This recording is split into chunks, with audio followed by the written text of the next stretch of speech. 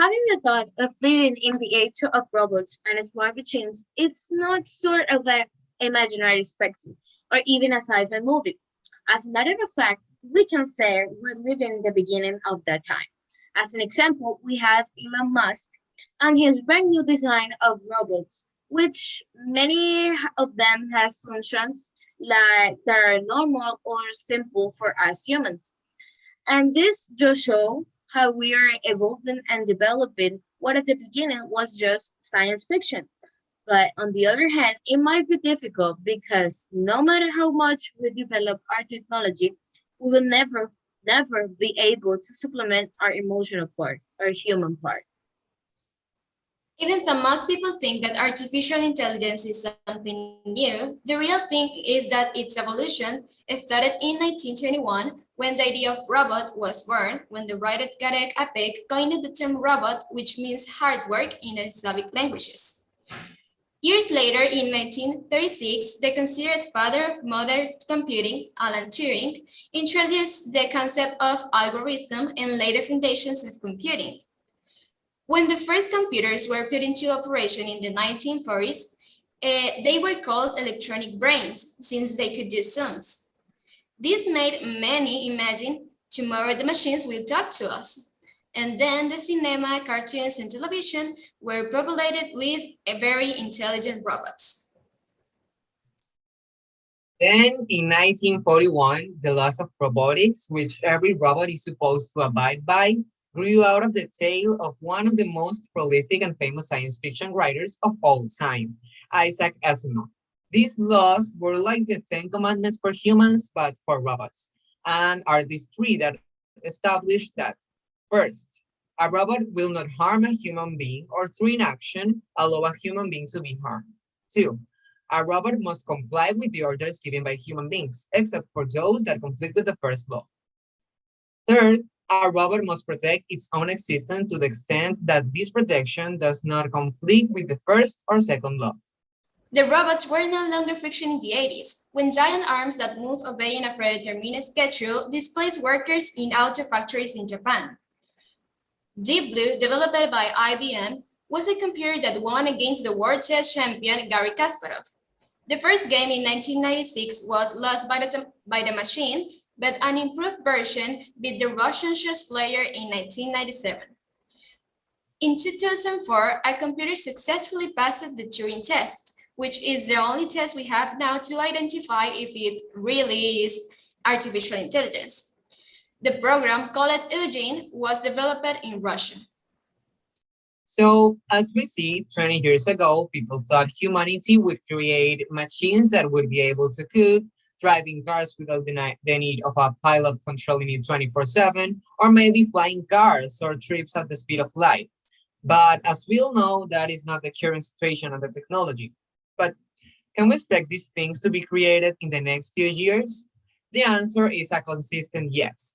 In fact, the automatic driving car is already created, and there are some prototypes that are in the testing phase. And how is this achieved? Thanks to this implement, the advanced sensor coverage, that kind of works like the AI of the car. Eight surround cameras provide 360 degrees of visibility around the car at to 250 meters of range. And I know this is like the boring part, but if we want to be impressed by science, we at least have to understand a bit of what we're talking about. The model is not perfect. It has some errors in the GPS sign or in the capture of the surroundings of the car. So that's why the ultimate design is not on offer yet. Talking about some future, maybe 2045, it is said that artificial intelligence surpasses humans. According to the engineer and futurist Ray Kurzweil, the so-called technological singularity will be reached and computers will be capable of reasoning better than a human. Well, maybe it's not that difficult, but many experts, on the other hand, are not so optimistic with the arrival of an artificial intelligence capable of thinking for itself. But there is more, because it turns out that a crazy man that is involved in everything related with robots, called Elon Musk, wants to build a spaceship, which he called a Starship. capable of carrying 100 people and moving us easier between our planet and Mars. The alternative is to become a spacefaring civilization and a multi-planet species, which I hope you would agree is the right way to go, he said. Maybe we can see this before we turn into grandpas or grandmoms, or maybe previously. Okay, but hey, in order to talk about, we talk about blah, friendship. Otherwise, in order to talk with facts about, okay, not those things. Okay, but in order to talk with facts about what makes us so unique, besides artificial intelligence, we need to talk about our brain. Our brain is the most complex part of our body. It controls and coordinates everything from the movement of our fingers to our heart rate. But it's also a essential part of our emotions. It controls and processes how we deal with those strange things going into our brain. I mean, we all know that. We have seen that and heard that before. The yellow girl, the blue one, and the whole team had already shown us that. But do we actually know where do the emotions come from?